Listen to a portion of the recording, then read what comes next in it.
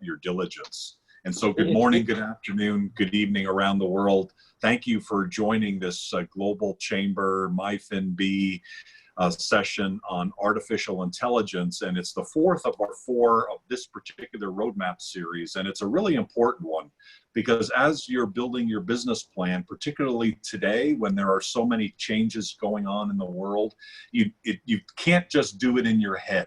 You've got to have help.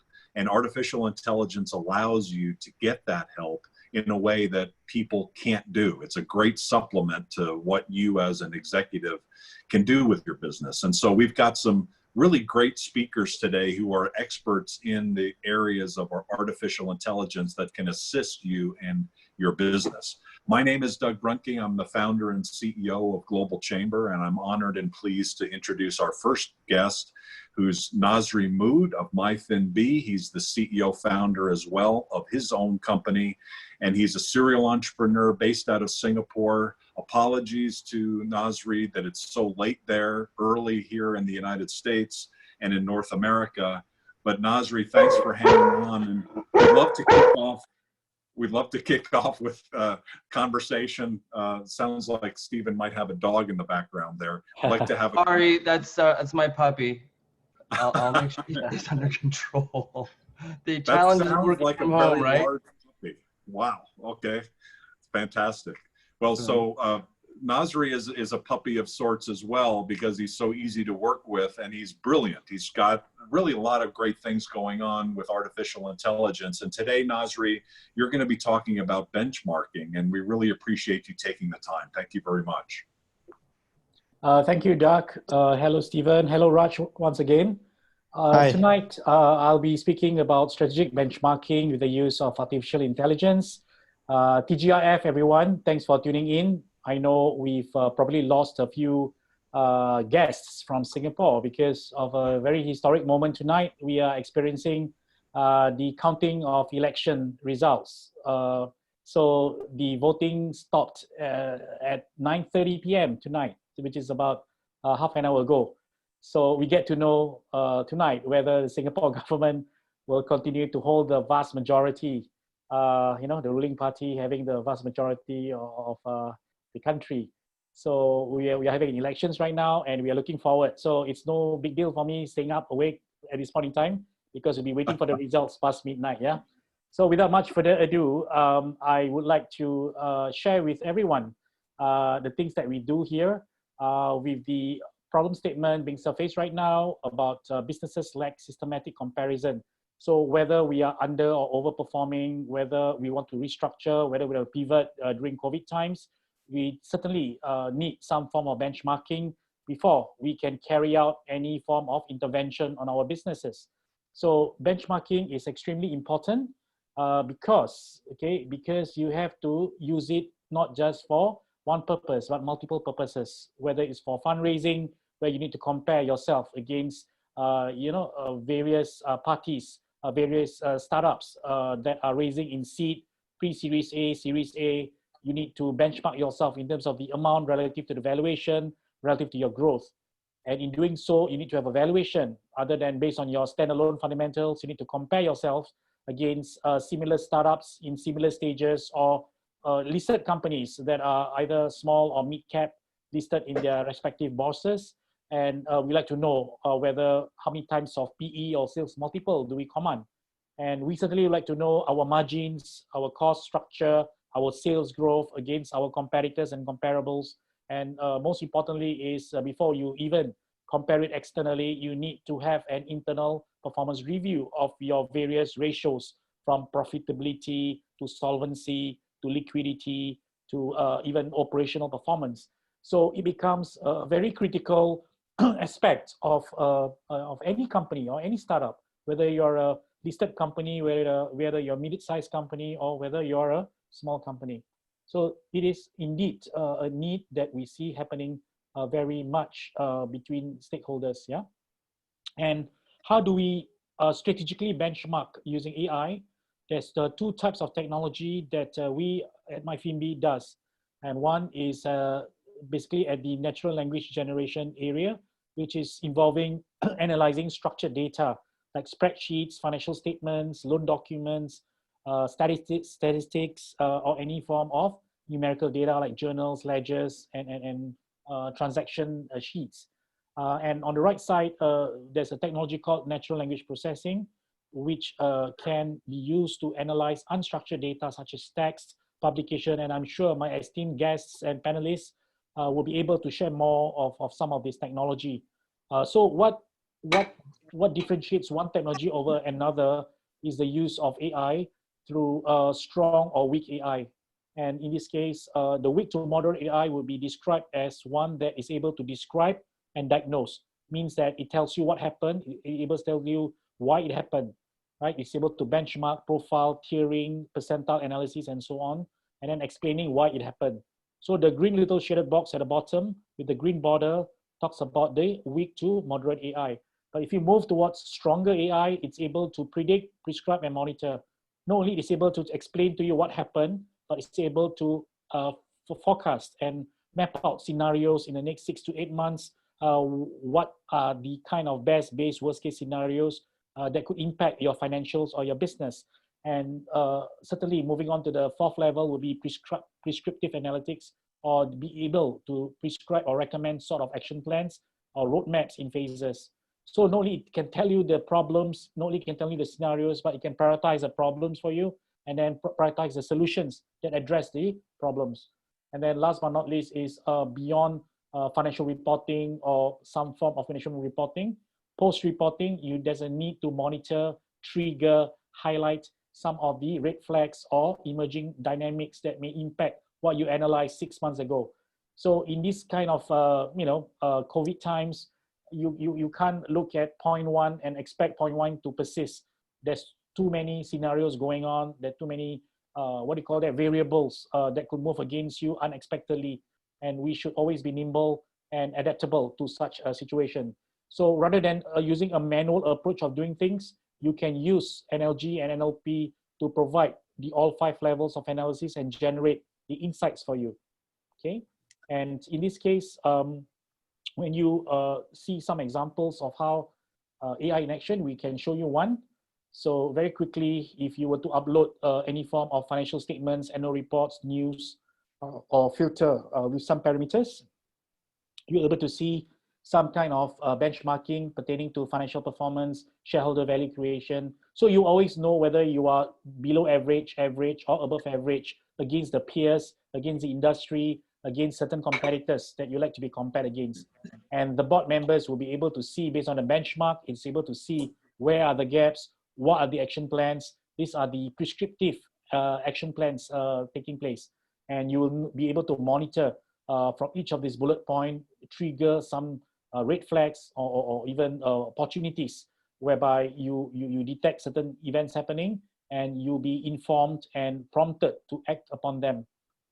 Okay, and like I said, there could be 50 problems and 50 solutions. The question here is, based on the severity through benchmarking each situation, which one should come first? Which one should be in phase 1? Which one should be in phase 2, 3, or 4? So AI can be used to basically incorporate and process structured data through the financial statements and forecast forward, as well as the latest news about a particular company and sensing how it may impact your financial variables and so on. Okay, so just moving on to this, from incorporating the news, you can also look at the impact on share price. So in this case, if you're a board member or you're the owner of a company, you would like to see how basically you compare against companies' PE ratio, the sales multiple ratio, whether you're cheap or expensive. Everything is about relative analysis, right? So if you think you're good, somebody else will be better. Or if you think you're bad, right, you could be better or less worse off than somebody else. So using AI, not only you use data or quantitative data to benchmark, but you incorporate qualitative news and map it against the stock price, map it against the performance of your stock against others. And from here on also, you can see public news about how it's being reported on a particular company, whether it's positive or negative. And then you can see relative to your competitor, whether the news impacted them are negative or positive. So again, everything it's about, if you're positive, to what extent is it positive? If you're negative, to what extent you're reported as negative? Everything is about relative comparison and be able to guide you as long as you compare apples to apples, as long as you have the right parameters, as well as long as you configure the analysis from the machine to basically process it. Okay, so from here, you then be able to look at all the sources, because once you've done the right benchmarking, then you'll be able to trace down, drill down where the news is coming from, what subjects are being talked about, where are the regions reporting you, why is it negative, and which industries are being mentioned in it. So, and the list goes on, going through competitors and so on. Okay, and we like to bring your attention to a particular study involving SMEs, or what the Americans would call it as SMBs, right? Small, medium businesses. So in this case, we gonna share very quickly with you a study of what we did in Asia, involving 800 over unlisted companies across Peninsular Malaysia, and who operates regionally too. 18 industry groups. Sorry, there's a repetition there, but involving collectively assets under management under review of 6.7 billion, 144 million profits before tax. So what do we discover when we start benchmarking them in the respective industry? So assuming that this is particular one industry, but we actually consolidated as a whole, you can see that overall there's been increasing cost of operations for companies that was happening pre-COVID, and there's been what we call muted sales growth that impede shareholder value. That means companies in the 18 industry groups collectively face challenges in top line, facing increasing cost of operations, having very quite fragile balance sheet. Remember, this is pre-COVID in 2018, 2019. So imagine the scenario analysis at the bottom. If there had been a decline of sales by 5, 10, or 15%, and increase of cost by 5, 10%, you can see they will fall into red zone. Okay, so we are facing very critical times, and only through benchmarking we'll be able to measure the severity of it. So initially, ignoring the black arrow, you can see that all of the different sectors that you see there are operating on the top left quadrant, which is denoted by high risk, high returns. They are taking on high risk to generate higher returns. Okay, and they need to be in quadrant B, where it's actually denoting high returns and low risk. Unfortunately, because of the COVID, you can expect all the sectors that you see there being through snakes and ladders kind of effect, right? They basically downgraded to the bottom left quadrant, which is low returns and high risk. So you can expect that through early benchmarking, we talk about them being fragile, you talk about them being muted sales growth, you talked about them having increasing cost of operations for every dollar of sales. Now, because of COVID, you can expect all the quadrant in quadrant A, right? All the sectors in quadrant A has been pushed down to quadrant D, D for Delta or Denmark, right? And this is where you as a policymaker, you as a business owner have to take even tougher or even concrete measures to help this hundreds of thousands of SMEs. In this case, the sample size is only about 800 plus, but imagine if the sample is representative of the whole population of SMEs, they will have serious trouble. Okay, and this is what the industries are facing right now, suffice to say. Now, on a more lighter-hearted moment, if we were to benchmark the big boys, Jack Ma versus Elon Musk, what do we see using AI? So putting our engine into action, we uploaded the financials of Tesla and against Alibaba, a tale of two heroes, right? A tale of two leaders. You can see that without even reading the details, just by looking at the signals, you can see Tesla has a lot of red flags, a lot of red marks. So in this case, if I were to put a magnifying glass on your screen, you would read that their shareholder value, their risk levels, and their ability to generate profitability through the productive use of their assets are very much constrained. Okay, they secure very low scores. Okay, if you are a 12, which is excellent, and 1, which is poor, they belong to the, I think, 3 point something, which is the red zone, as compared to Alibaba, right? Which experience all green signals and all green indicators. So are we saying that Musk is worse off than Jack Ma? Are we saying that it's better to follow Jack Ma than Elon Musk? No, we're not saying that. Okay, when it comes to such unicorns, you have to look at more than one variable or one few sets of indicators. So it depends on whether you're a teamer or team mask, right? So then if you look at their stock performance, you can see that Alibaba experienced 153%, okay, all the way till a certain date of, let me see, 4th June, right? And then if you look at Elon Musk, he experienced 4,000% of stock performance all the way from 2010 till 2020, 4th June, similarly. And then you look at the benchmarking scores. Overall rating of Jack Ma is actually 8.4, which is belongs to the green category. And if you look at Tesla, it has a rating of 2.9, which is on the red zone. And then it breaks down into how they generate profit, how they deliver shareholder value, how they manage their risks, and how they manage their productivity. So wait a minute, when you benchmark themselves financially, didn't we just realize earlier that Tesla was a red company having a lot of challenges, a lot of stresses on the balance sheet? How about Alibaba, a more conservative balance sheet, but experienced relatively lower performance than Jack Ma? So it goes to show that you need more than one set of indicators to benchmark yourself strategically. Okay, I will not go into this Ma versus Mustang. We can leave it to the Q&A. But what's interesting is that, when you look at performance of a company, when you benchmark yourself against others in a similar industry, you may be below average, but for some reason the market rewards you more. So let's leave this leave this to the Q&A if necessary. Yeah. And then if you were to upload 10 years of their speeches, if you were to analyze 10 years of their interviews, press releases, put it into the AI engine, the NLP engine, you'll get to see, based on a big 5 value personality, they are of different breed. There are some common attributes between them, but they are different as described by the system, right?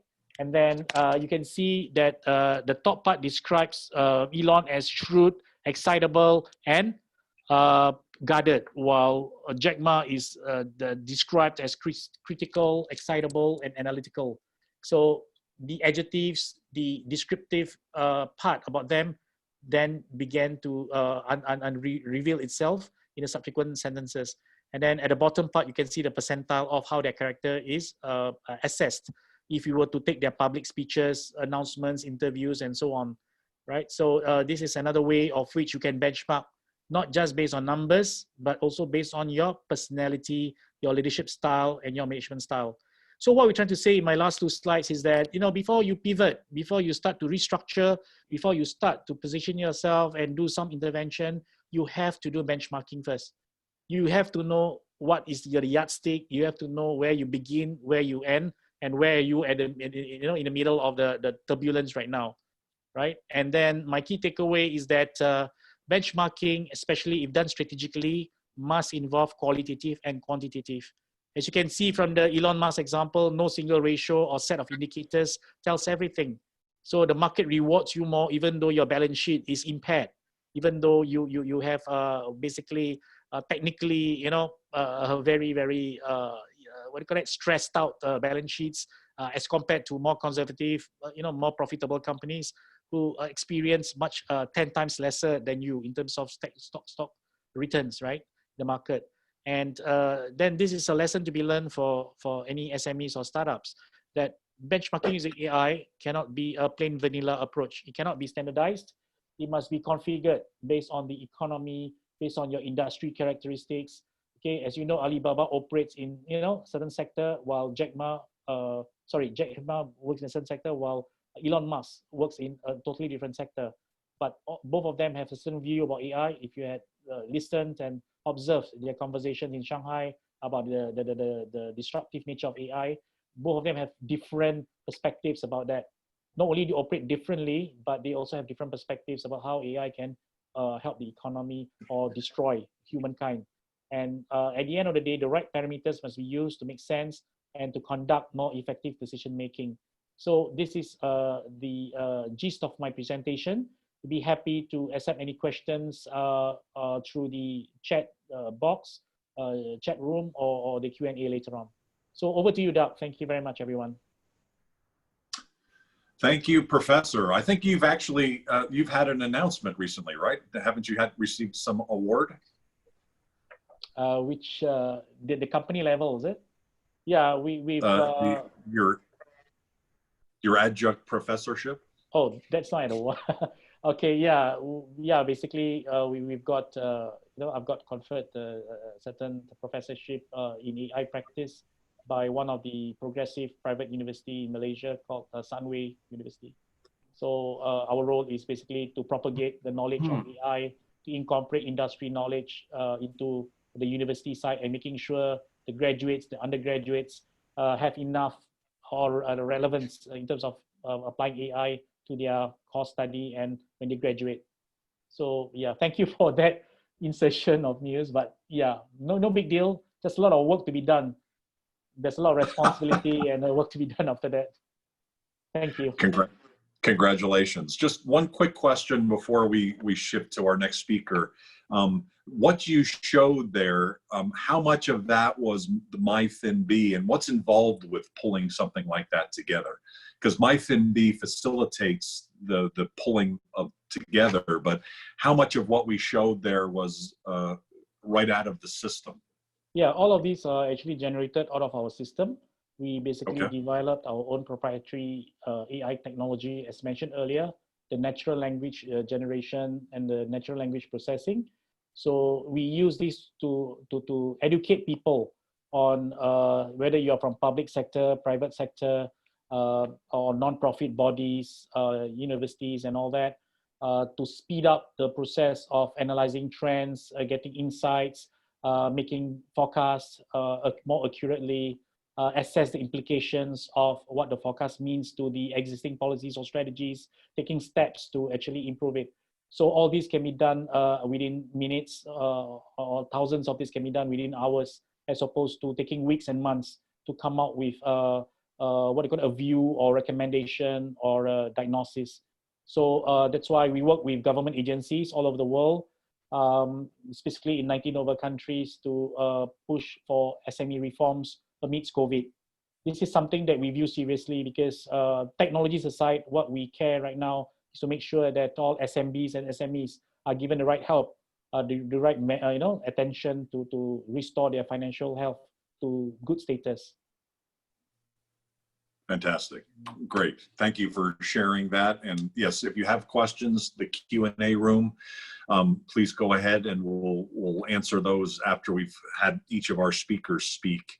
Our next is Stephen Jast. He's the president and CEO of Gazelle.AI. He actually formed Return on Investment, ROI, back in 2003 with 2 people, and he's grown the company. As like Nazri, received many awards along the way, and the migration now with Gazelle.AI with artificial intelligence is phenomenal. We use it ourselves at Global Chamber, and it's one of the most valuable things that we have seen out in the marketplace relative to understanding the growth of companies, the growth of new markets. And so, Stephen, thank you so much for sharing your time today and your expertise. My pleasure, Doug. Thanks so much for having me this morning. And thanks to Global Chamber and Nazri as well for inviting me to talk.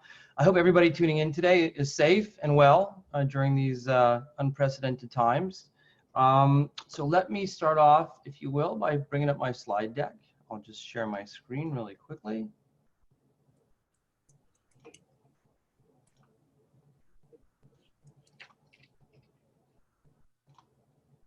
Okay. So, Doug, can you see my slide deck?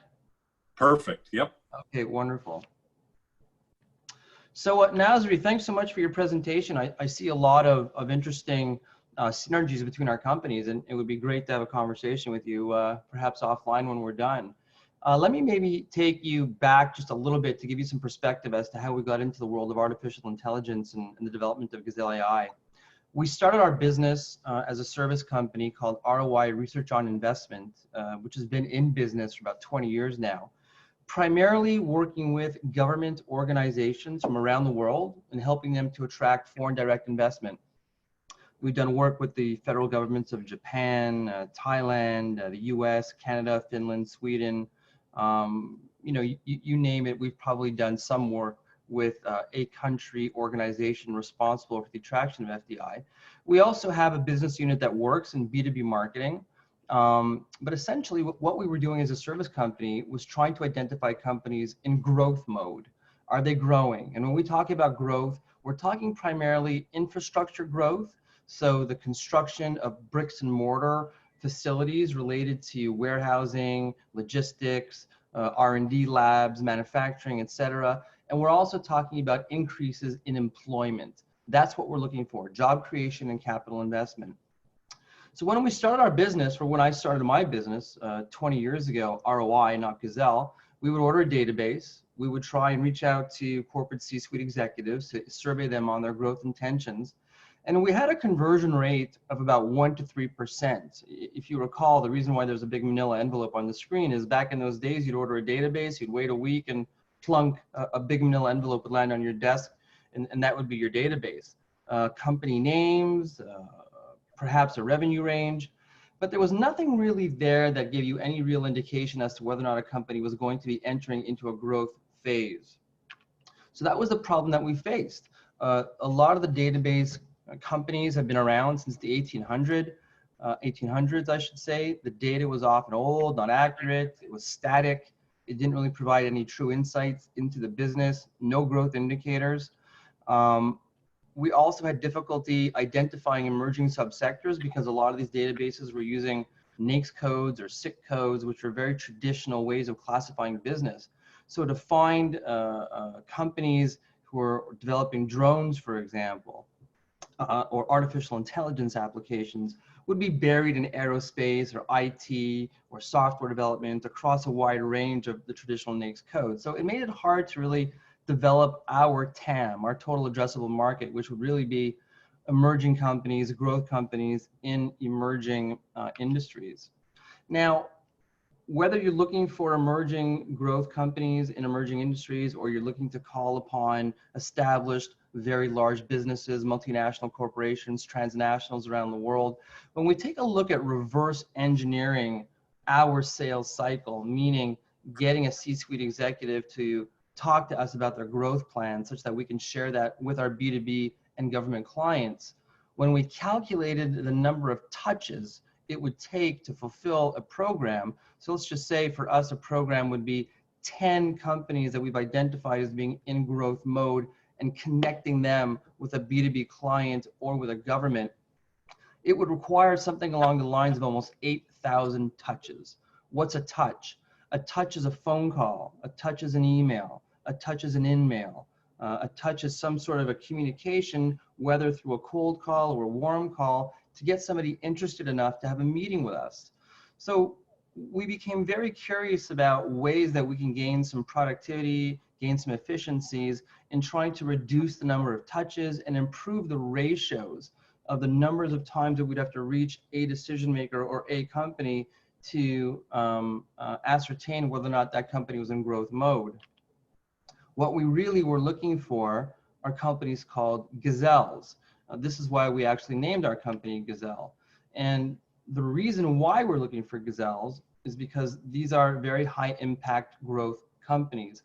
It's always very interesting to research and look at very large companies capable of transformational, large projects, billion-dollar manufacturing facilities, such as Tesla. You know, Nazri is the example of Tesla. They're currently looking at building a billion-dollar manufacturing facility, rumored to go to Austin, Texas.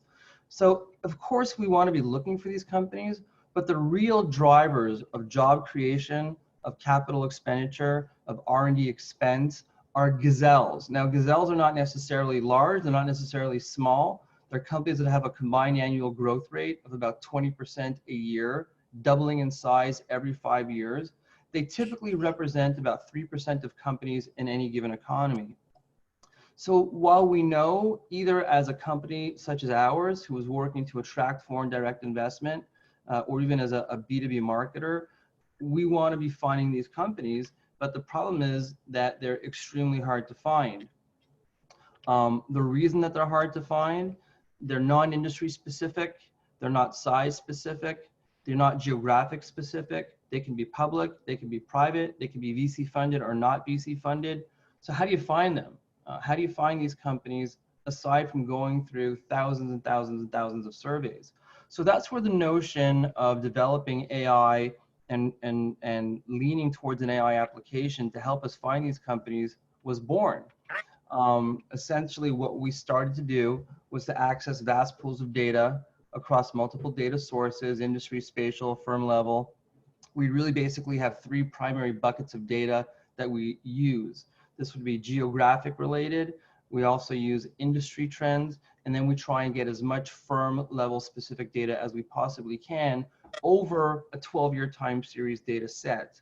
So what we've done is we've used primarily neural networks and principles of machine learning to take a training set of 100,000 companies who have been known to have expanded in the past and study thousands of data signals over the 10-year time series data set, which basically gives us tens of millions of data points to study, data signals, as Nazri talked about.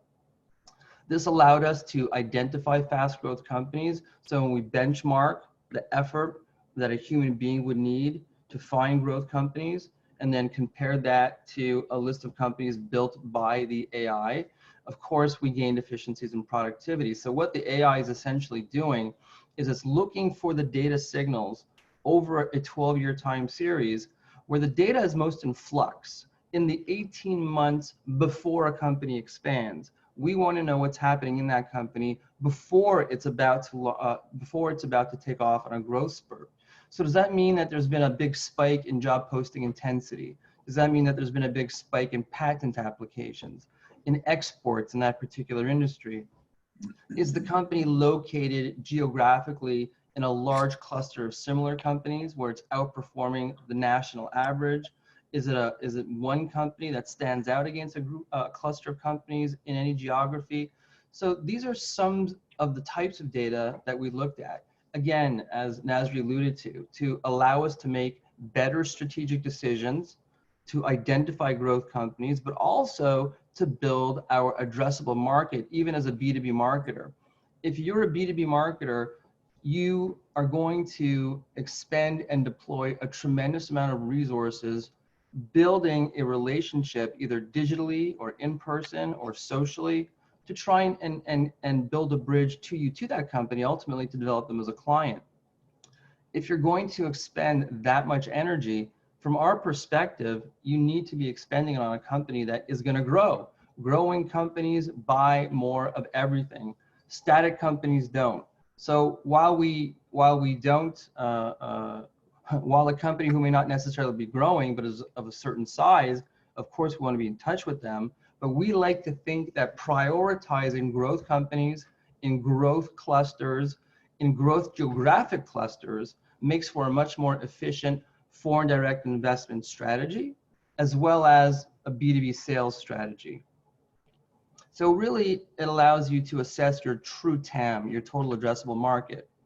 So what are some of the traditional expansion signals that we used to use? There's change in C-level staffing. We always used to think that if a company brings in a new CEO, a new CFO, a new COO, there's change coming, the company is going to grow, it's going to make an acquisition, there's going to be strategic change. But that really is more qualitative.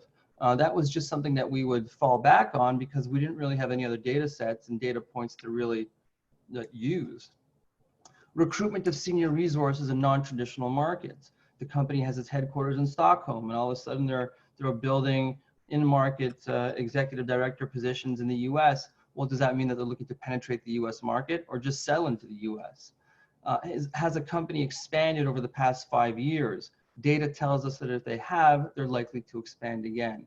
Spike in job posting intensity. If a company has translated a website, if the website was in German, it's a German company, now all of a sudden there's an English version.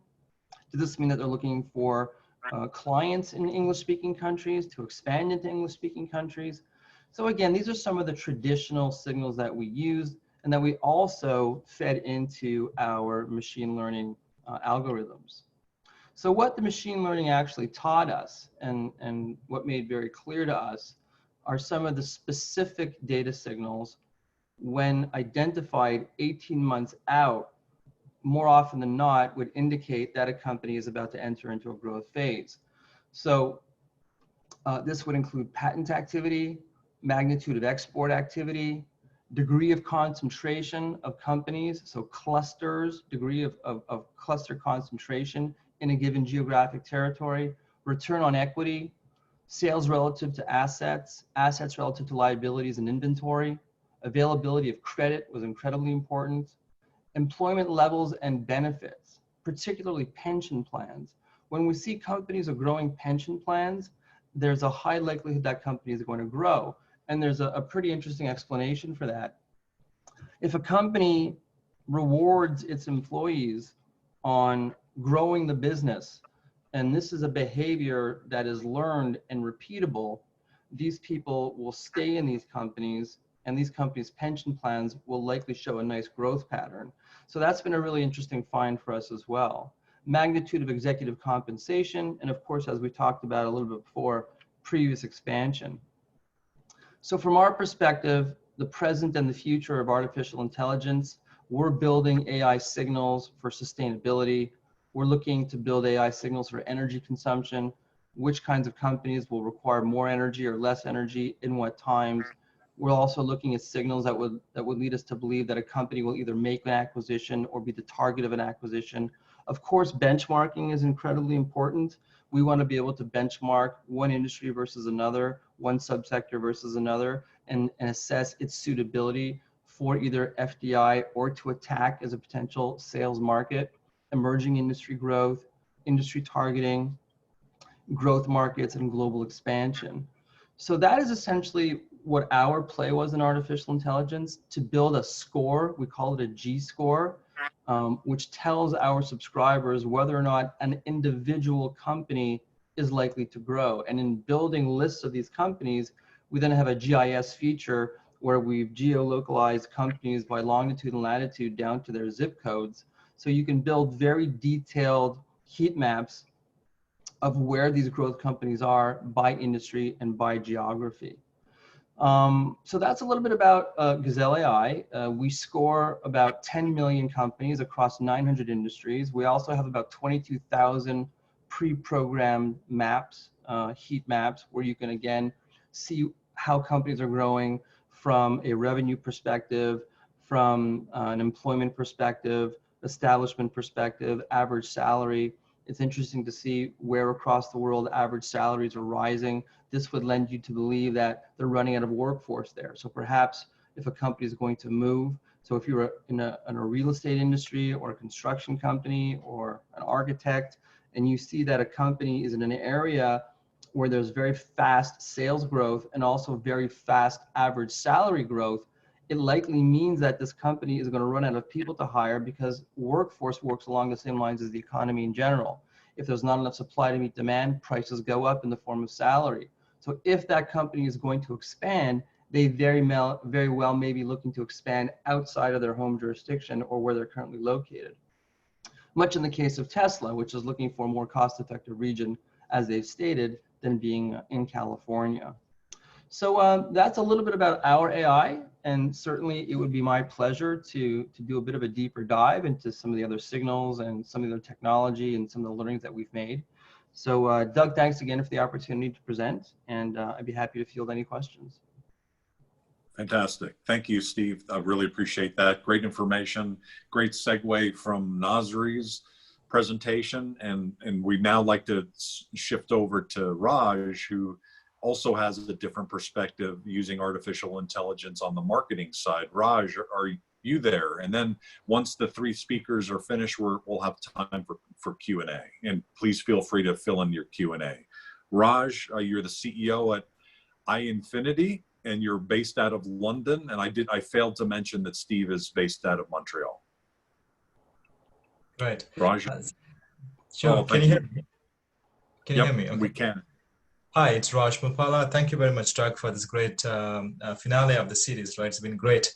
And of course, thanks to Nazri as well for inviting me throughout the series. It's been brilliant to hear fellow speakers, as well as, how the technology has been using across, Asia and Europe and also US. I think it's great series. I think thank you for you both, Doug, and as well as the whole GC and Nazri as well for arranging a fantastic series. And Steve, that's brilliant, actually, the conversation, what you talk about Gazelle.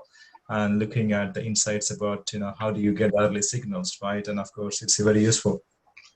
From myself, just maybe show a quick presentation if that's okay, and I'll show you also a quick demo. And our company is AInfinity. Our vision is to actually help human intelligence with AI. So basically, that's what I'll share my screen, Doug, if that's okay.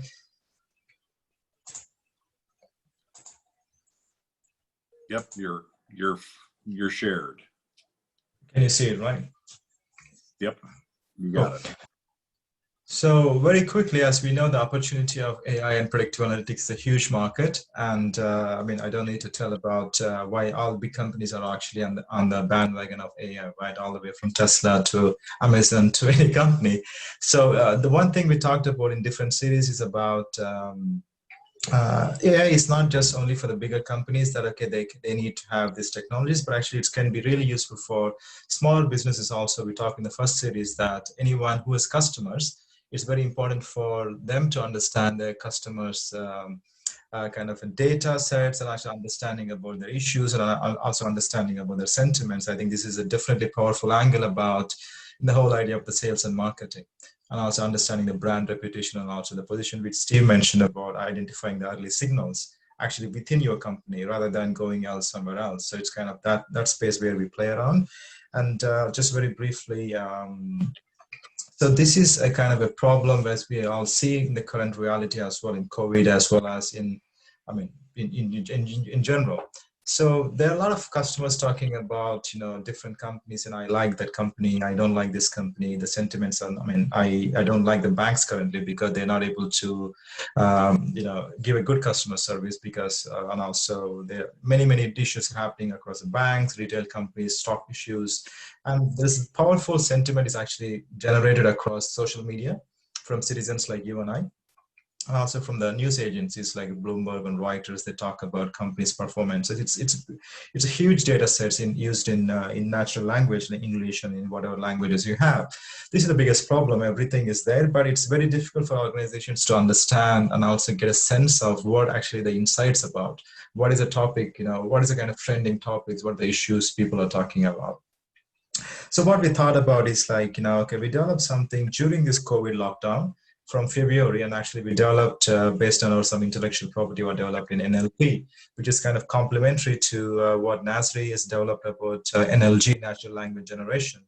This is about NLP, natural language processing, which is kind of subset of AI, looking at how do you make sense of all this data so that people can able to see that in more consumable dashboard or something like real-time insights and risks like that. So basically that is our aim, and that's what we've developed. And actually it will help any customers to understand their customers' problems and also the sentiments. Just while instead of me going through an example here, I think we all bombarded with many news, and as Steve also mentioned about, many data sets could be news, could be social media, could be any internal data sets. It's impossible for any organization to analyze it at the speed of what they wanted. So what we do is we quickly get the data in real time and actually give a powerful indication of what the sentiment is about. And also you can really see the categorization of news like risk news and organizational news and opportunity, an example like that. And you can go through much more further details about more graphical things about, okay, what are the different banks they're doing at the moment to compare again as like a sector analysis, and also to put them into different perspectives. So just briefly about that as a product.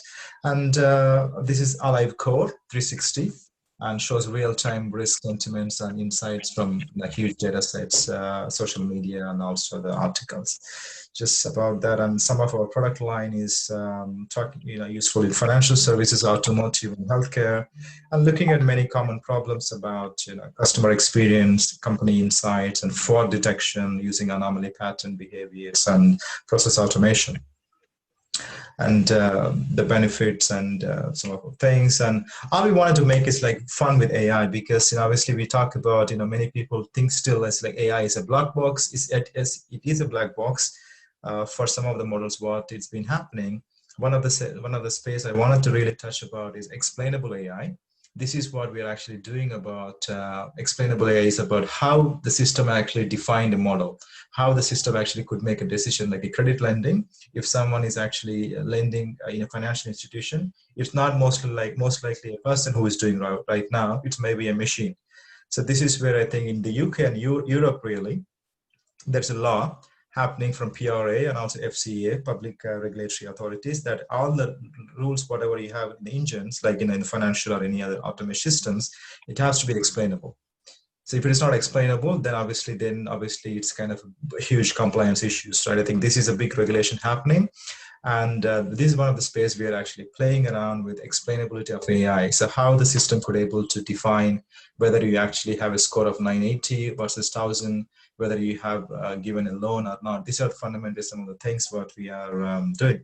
Apologies, I think my lighting is a bit dark. As you can see, I'm talking and the background lighting is kind of going off and on. I'll show you that in reality, the platform as well. As you can see here in real time, you can really see about, take a topic of what Nazri has mentioned, Tesla, right? So this is our product. If you talk about Tesla, so in real time, this actually will go and give the information about Tesla. What happening is right now. So as you can see from Tesla as a company, you can really see the sentiment from the news, which is actually, we have access to around 30,000 news articles, all the way from the top Bloomberg, Reuters, to BBC's, to Wall Street Journal, to the regional news, like the local news as well. And it gives a sentiment about articles, as well as a sentiment about that company from the social media, like Twitter example, where people can unbiasedly tell about, what they think about the company. And also the sentiment arising from different different countries across the world. You can see the bigger the bubble, which means there's a lot of conversation is happening. And also you can really see the news categorization, like, what you think of the sentiments and what do you think of the news, an example. Very high level dashboard, what you can see. And then if you want to analyze it, how we got there, you can really see that as a quick overview here, an example, what are the different articles, how did we classify them? And also you can go back to the tweets as well, what people are talking about, Tesla cars, or maybe an example here. It's fully explainable. This is one of the fundamental things what we've developed. You can actually search about a company. You can talk about a person like Donald Trump, an example, a president, or anyone else, like example. In 3 to 4 seconds, you get all this information. And so that it will help you to make intelligent decisions. And obviously you can able to find out real insights about, of course, Donald Trump's information is, a lot of information is coming from the US as expected. And you can really see, I think a lot of articles are going on with him about yesterday about some of the fake accounts or something from Facebook, right? It's been the conversation of the day from yesterday. You can really see all these conversations. And yeah, so now also you can really see about the tweets as well. Basically what people think about it. I think we thought it's really powerful for organizations to have this access, whether it's small or big, so that they can able to analyze very quickly their own brand reputation, whether it's actually good or bad, and also they can monitor their own clients. And to just a kind of extended collaboration to, like what Stephen has mentioned, that if you have lots of companies, how do you monitor them in a very regular basis, right? So unless you have lots of time in your hand, this can really help you to automate some of the things, and helps you make decisions. Not that you have to rely on this decision, but at least it will help the time and bring some efficiencies as well. So that's about the product. And also, if you have any questions, happy to talk. And thank you for the opportunity today. Thank you, Raj. Really appreciate it. It's interesting how each of you have taken artificial intelligence and applied it in different ways. Raj, primarily, I think the benefit largely is on the marketing side to feed into the business. In the case of Steve with Gazelle.AI, a lot of that is on the sales side, in terms of focusing your sales efforts, marketing and sales, if you will, and feeding that into the business. And Nazri, you have worked on really fundamentally working with probably the financial people within the company and giving them the tools that they need to be able to make the better decisions going forward. So I'd like to turn it back to Nazri in terms of what you've just seen, and ask the first question, which is around, how does an SMB kind of pull all of this together into some sort of a coherent way so that they can actually use this to shift or pivot or to optimize whatever they're doing in their business? Well, thank you, Doc. My response to this is that I can guarantee everybody that this is very unscripted, but based on what I see, based on what I hear from my fellow panelists, and as you articulated very clearly, so if I'm an SMB and I'm looking for partners in a particular region, so I would use Stephen's tool to actually hunt for those that would meet certain criteria in terms of the growth, in terms of the industry that they're in terms of whether they're on a downturn or upturn as far as the life cycle is concerned. So, I would start using Stephen's tools for a moment, and then I would start to look at Raj, and I try to get a sentiment around that company, their industry, and the economy from the unstructured data point of view, from the news point of view, right? Then I'll drill down about the top 10, top 50 news about the economy industry that I'm pursuing outside of my local stuff. And then shamelessly, I will say, I will use my tool to basically evaluate the financials, the risk levels, the balance sheet profiles, and the predictability of how they are going to perform, taking into account all the macro and micro news. So from an SMB, they don't have to hire expensive CFOs or advisors to be able to put all the information in one box, in one file, in one report. To guide them on where to go, how to go, who to partner with, what are the risks, what are the upsides. All this can be laid out neatly and systematically, digitally to the hands of the SMBs. And that's what I see how this can be turned into very, very formidable use cases, yet very impactful for any SMB anywhere in the world. Thank you. Fantastic. We would like to try to stick to the time, so we've only got about 5 minutes or so left, and so we really only have time maybe for a question or two, and then really a wrap up. One next question would be regarding, and this goes to all three of you, regarding the fact that we've really kind of started this pandemic back in the January through March period of time. How is artificial intelligence? Do you have to do something extra special to kind of weed out kind of the previous versus what's been happening now? So many businesses are in flux, and so how can you really determine what's really happening in the market given kind of the rapid flux? Does that basically say artificial intelligence is maybe the only way to do it, or do you have to do some special things in the systems that you have to be able to get useful data out of it?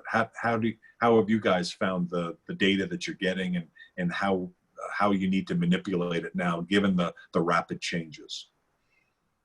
Doc, Nazri here. Perhaps you could also include a question that is very relevant to your question about the ethical side of obtaining the data and using the data. So perhaps we could answer on a two-part basis, yeah? Especially from Sure. Stephen and Raj. Thanks. Please do. Yeah, please do. Stephen, you want to go first on that one? There's a lot sure. to. Well, sorry. Well, Doug, to answer your question, we've been trying to, algorithms and machine learning applications are in a constant state of learning, which is why they're called machine learning. So obviously, the more data that you're able to feed into the algorithms over a longer period of time with a larger data set and training set, the better your results are going to become. So if we're looking to adjust our growth scores based on COVID, what we've been doing is we've been trying to follow companies filing for Chapter 8, Chapter 11. We've been looking for company closures. We've been trying to ascertain companies that are receiving PPP, which industries are in less demand, which industries are in more demand based on data that we're able to get. Unfortunately, sometimes a lot of this kind of data, there's a bit of a lag on getting it. So the challenge is being able to get data that's very current. And a lot of the publicly sourced data that we get through the US Bureau of Economic Analysis and Department of Commerce, et cetera, has a bit of a lag. So you need to find ulterior and alternative sources of data, which is what we've done. So we're very well aware that the scores that we generated on a company's potential to grow, for example, let's say an airline or aerospace companies or automotive, have obviously been greatly affected. We know that these industries, manufacturing industries, have been affected tremendously since the onset of COVID. So to answer your question, it's to add new data to try and enhance the data signals and hence train algorithms for outputs that are more in line with today's reality. From an ethical perspective, We don't expose any personal data in our platform. We're not, we're not necessarily trying to create. I think some of the larger ethical issues are centered around, biomedical issues and ethics. And for our purposes, the AI rests behind the screen, and we're providing a score for growth. So a lot of the personal data, a lot of the data that may be deemed ethically questionable are not surfaced on our platform. So we struggle a bit less with those concerns. Got it. Raj, or do you wrestle with that? And do you have a thought on that? Sure, definitely. I think ethics for sure, and ethics and bias is one of the fundamental problems for the current AI black box models, right? And one of the things what we're really doing is about explainable AI, which is actually exactly looking at how this decisioning is also happening, right? Like Stephen mentioned that, how the workflow happens, right? And this is fundamentally actually the changing the game of AI. And actually 10 years back, the things were different. Now, I think if you look at explainable AI, especially at least in the European side of it, this is fundamentally changing the whole AI platforms, even Google and, all this kind of algorithms, whatever they have to explain. Otherwise, they would not be actually kind of useful. And in terms of ethics, really, and in the context of EU, we have GDPR, which is actually looking at general data consumer protection, which means that we have to comply with that, which means that even if you take anyone's data, you have to have the permission from them. You cannot able to consume the data as just like freely, like what companies are used to do. And we are covered, and also whatever the technology, whatever we have, it has to be GDPR adhered to. Obviously, UK is going out of EU, but still we have the same kind of equivalent data protection rights in there as well. So. But as a company, we do that to make sure the data and everything is compliant and regulated. Yeah, that's a great point. We also follow GDPR norms on how we're exposing and procuring our data as well. So thanks for bringing that up, Raj. No worries. Nazri, what are your thoughts?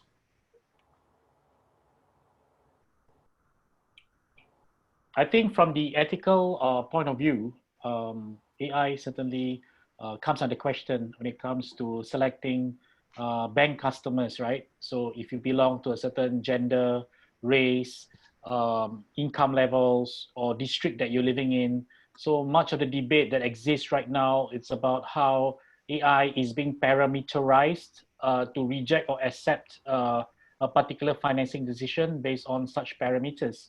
So if a bank is very mercenary about it, and follows strictly their risk management procedures, even without AI, they would have approved or rejected a loan application just based on that. Now, with AI being the scapegoat, they could easily blame it on AI as the culprit, the scapegoat for rejecting and accepting a client.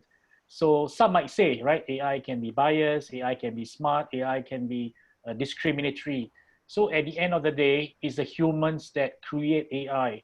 And if AI is truly biased, right, then it all falls back to the creator of the AI.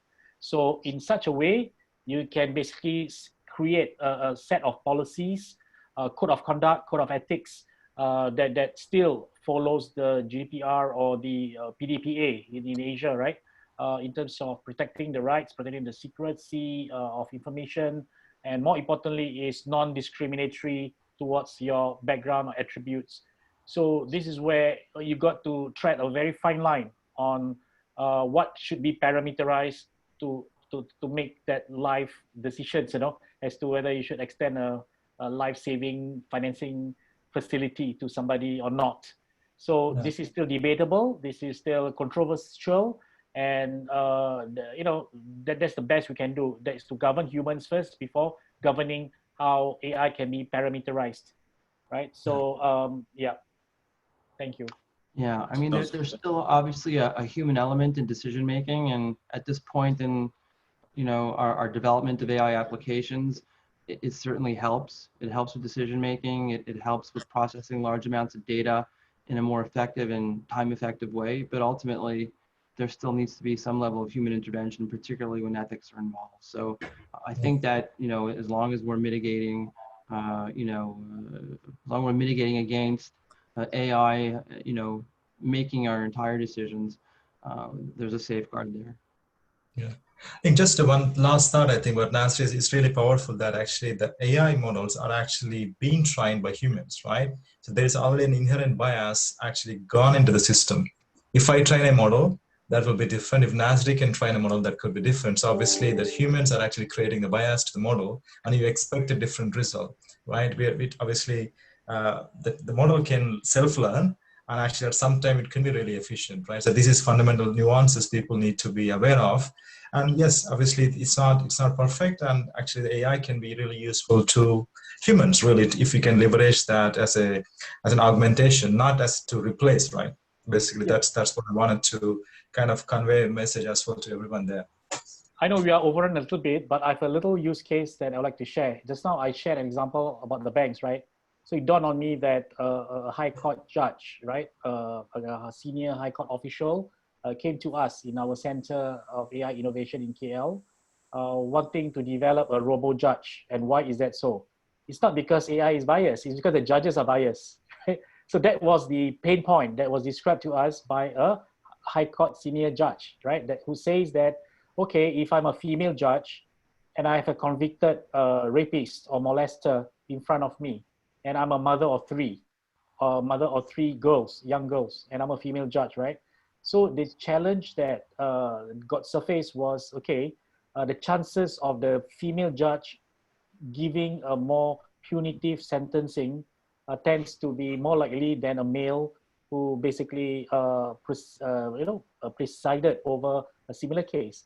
And I'm not positioned to say how valid that statement is made by the senior court official, but that was the pain point that they have.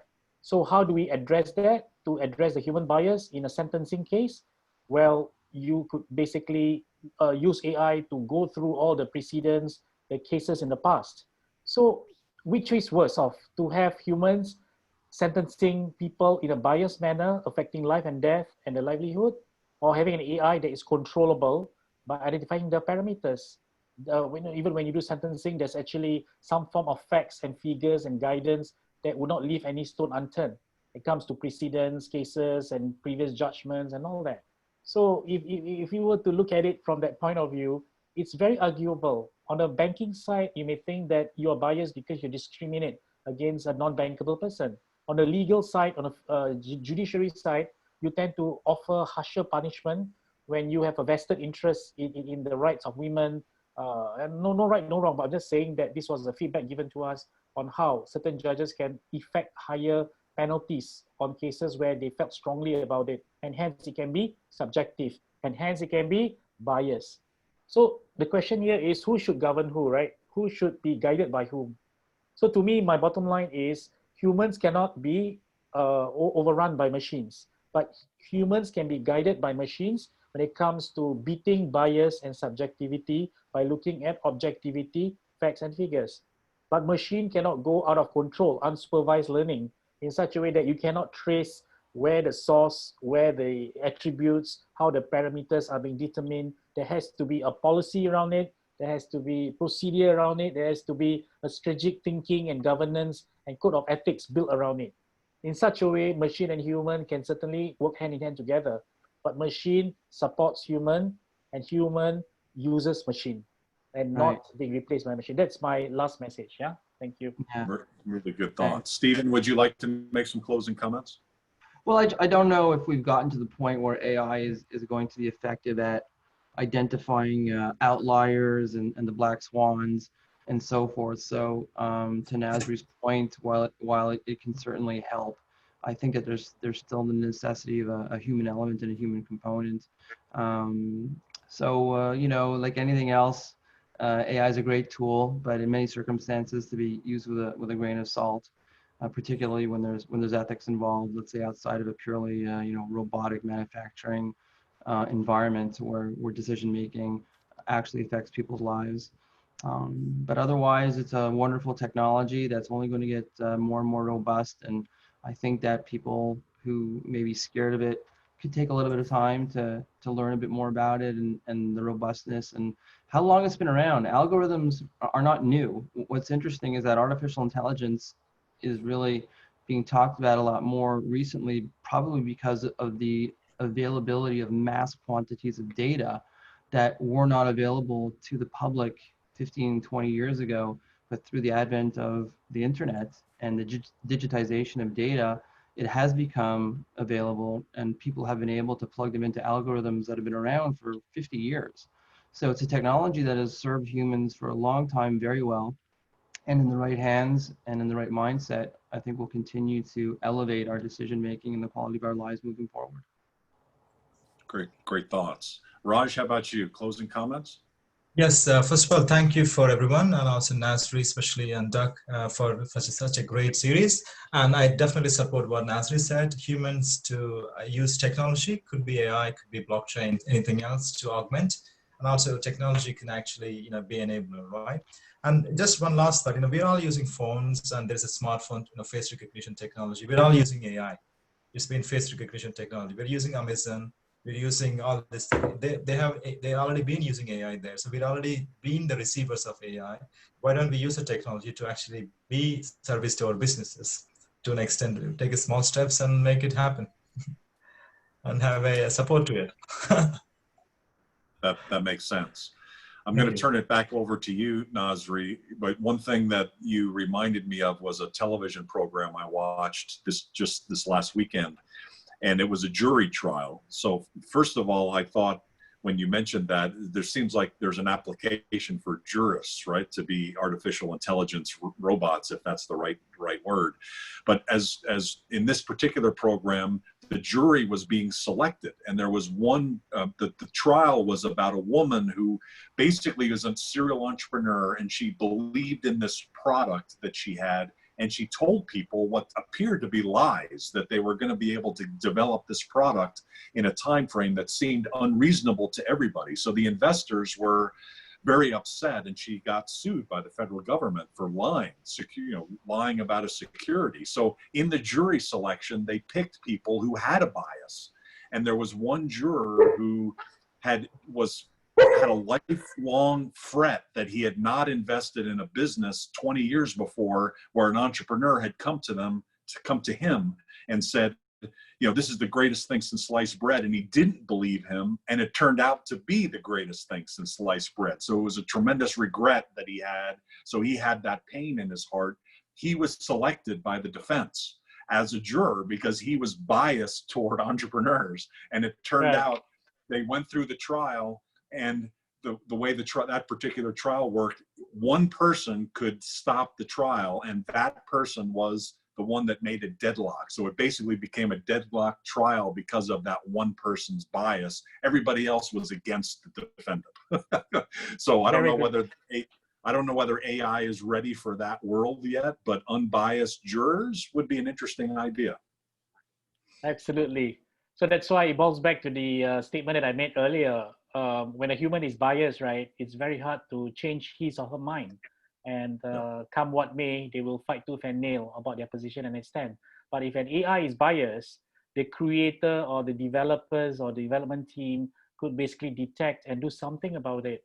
So this is where, whether politically, socially, commercially, we like to be able to control things rather than leaving things uncontrolled.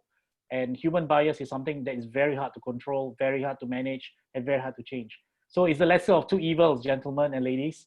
It's about making the right choice, putting in place the processes and systems, and make sure that the parameters are sound, fair, and equitable. Yeah, that's again a little comment to your little drama that you watched. Yeah, and I think what you're really talking about is, I call this enlightenment. When you're really truly enlightened, you understand your own biases, and you're able to kind of elevate to a different level. And I think all three of you have reached that level. You're able to develop products and technologies for the market. And so I congratulate all of you and really appreciate all of you for taking the time today. Nazri, do you want to close it out and say any final closing comments? No, I just want to extend my sincerest appreciation to Doug for the excellent moderation and completing the 4-episode series. This is certainly a big step to our partnership into the next level. For the past many years that we've been together, this is indeed the next level of partnership that we're going to see more impactful stuff. And as for Stephen and Raj, very interesting, mind-blowing technologies that you have. Very practical, and certainly calls for partnership between and amongst us. And looking forward to the starting of a journey. This conclusion of this episode does not mean the end of our journey with Global Chambers. This is the beginning of something, interesting and impactful and meaningful in the wake of COVID. So we can look forward to working with you and through the Global Chamber. Yeah, thank you so much. Absolutely. And for the audience, thanks for staying up. And for the Singaporeans who are tuning in, good luck with the results. And we hope to have a better country, better management, and better future for all of us. Right. Good. Thank you, Nazri. That's really brilliant, and also your tools are amazing, and definitely would love to participate and collaborate. And fantastic. Thank you, Stephen, as well. And Doug, I appreciate very much your extended support, and also nice moderation. Great participants. Thank you. Great job, Doug. Thanks, everybody. Thanks, guys. Have a good weekend. Watch the polling results. Take care. Bye now. Thanks, Nazri. I'm looking on Google, and the results are not in yet for Singapore. So when do you expect the results to be in? Probably starting midnight onwards. Oh, midnight. Okay, Yeah, so another hour? Yeah, probably in stages. It would probably extend till 2, 3 a.m. Yeah. Ah, I see. Okay. Can you use artificial intelligence to predict what the result would be? We do that for politicians, actually. We do that for, yeah, we do. We do it for all kinds of things. we look at what sort of dance moves Doug has, or what sort of music he listens to, the kind of politicians he's supporting in the US by scraping his Facebook and analyzing his Facebook comments, right? We have a football poll that we have in the office, and our chief AI officer uses his AI to try and see if he can get an advantage in picking the winning teams. And how was it like? Can I pay some bets behind that? He had a very big lead, I got to tell you. He picked some upsets that I don't know if it was the AI or the weather during the game. But anyways, there's lots of interesting applications. Yeah. Oh. Okay. Well, have a great day, everybody. Thanks, everybody. Take care. Have a good weekend. Keep in touch, guys. Take care. Yeah. Yeah, absolutely. Thanks a lot, Doug. We'll be in touch very, very soon. Yeah. You bet, Nazri. Thank you. Yeah. Okay. Bye-bye.